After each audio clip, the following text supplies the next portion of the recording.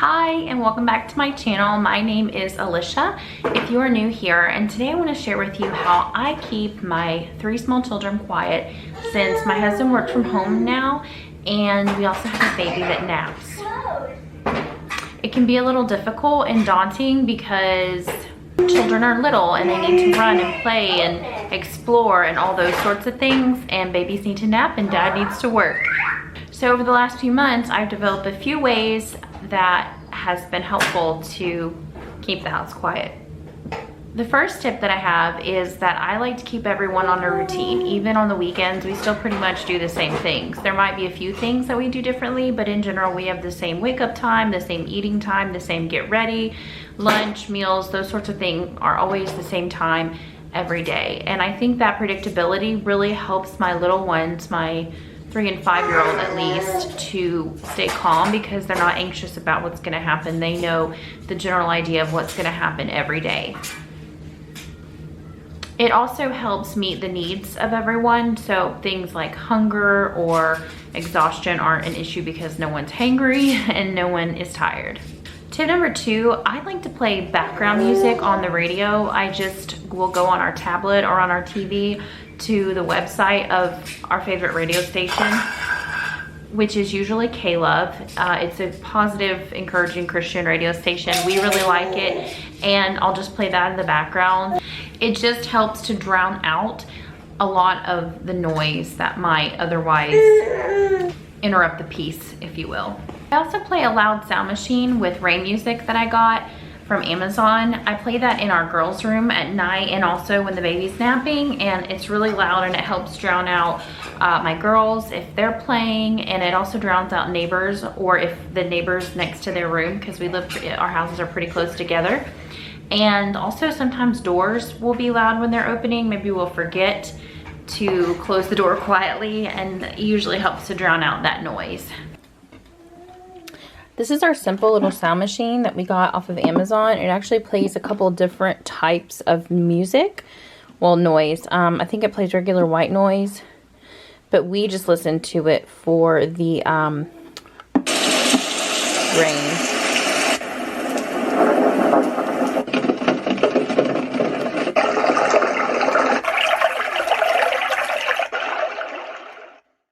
The next tip I have is that I like to get everyone outside and exercising. So after breakfast and we are done getting ready for the day, my girls and I will get outside and go for a walk. The baby goes in the stroller. My other 2 might be on bikes or scooters or just walking, but usually we get out and we will go for about an hour depending on how hot it is, but usually we'll go out for about an hour and we will walk the neighborhood and just look at the different things like bugs or flowers or trees. We have certain things, certain places we like to go and look at things.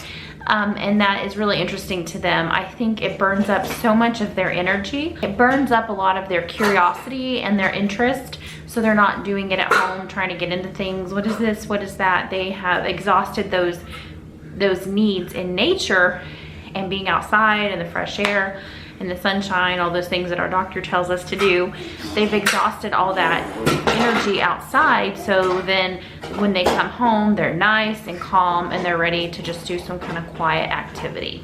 I will say that when we have appointments, I hope you can hear me over the baby playing. I will say that when we have appointments, usually that's the exception to this rule. Like this morning we had an appointment and we didn't get outside. We just went straight to our appointment, and that lasted about 3 hours. And after lunchtime and we got through some schoolwork, I noticed that my oldest was getting a little jittery and loud. She actually did wake the baby up today. And so after school, I thought, okay, well, we need to get outside and let's go jump on the trampoline. Let's go outside, get your jumps out, run around the yard, just get some energy out. That way, when it's quiet time, you can go lay down and be ready to just be calm and not jumping off the couch or the walls. It actually helped me too, because I got out and worked in the garden a little bit, and I think just being outside in the fresh air and sunshine, getting some physical activity was very good for me too, because now I feel great. The fourth tip I have is to have quiet games and activities readily available. One way that I set up our morning routine is after we get back from our walk, I'll put the baby down for a nap, and my older girls go for island time. Now, island time is a game where they go to different rooms and they each get to choose, depending on their day, they get to choose which island they want to go to. One can go to the playroom where there's all kinds of stuff to do. The other one will get a few toys or books and take them to the front room, and she will do her island time in there. And they know that they're to be quiet. They don't get to leave. They know everything outside the room that they're in, their island, is lava. The floor is lava, and if they get out, they burn up, and they have to come regenerate next to me. It's not quite like a timeout, but it is kind of a way to think, okay, I need to stay on my island. The other alternative is to put my children outside to play, but they were coming in a lot once it started getting hot, and it was more effort to keep putting them back outside, so now we just do island time inside. So tip number 5 is to use TV only when you need it. I find that if my children have too much TV time, they are bouncing off the walls. So usually I'll give them an hour of quiet time in the afternoon so I can work on my YouTube channel and get some videos out. It's the only guaranteed way that I have time to myself most of the time. Because this one did not want to take a nap. No, she didn't. She wants to be on a fun mama.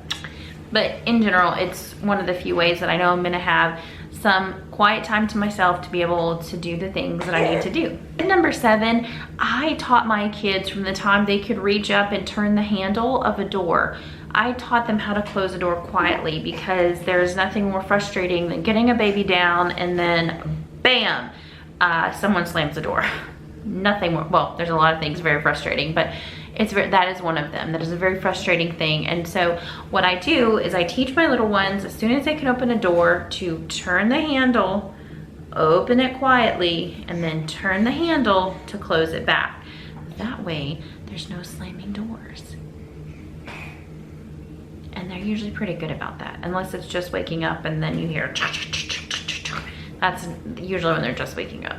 Sometimes that happens. Tip number 7, and this is still hard for me, but just to accept disruptions. There are just gonna be times where the kids are loud and they disrupt dad. There's gonna be times where the baby wakes up. It happened today. The kids were a little jittery from being stuck at the doctor's office for so long and stuck in the car.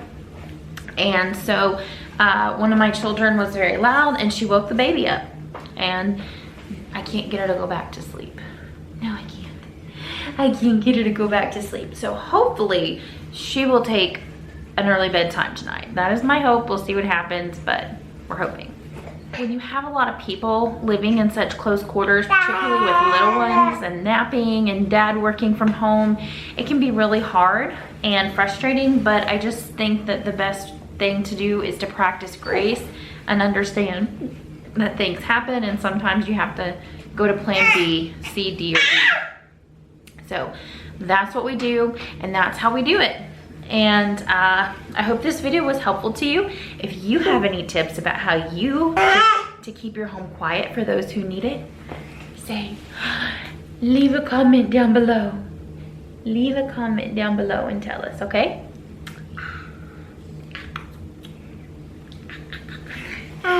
La la. I think she wants mommy's attention. Okay, well, thank you for watching, and I hope this video was helpful.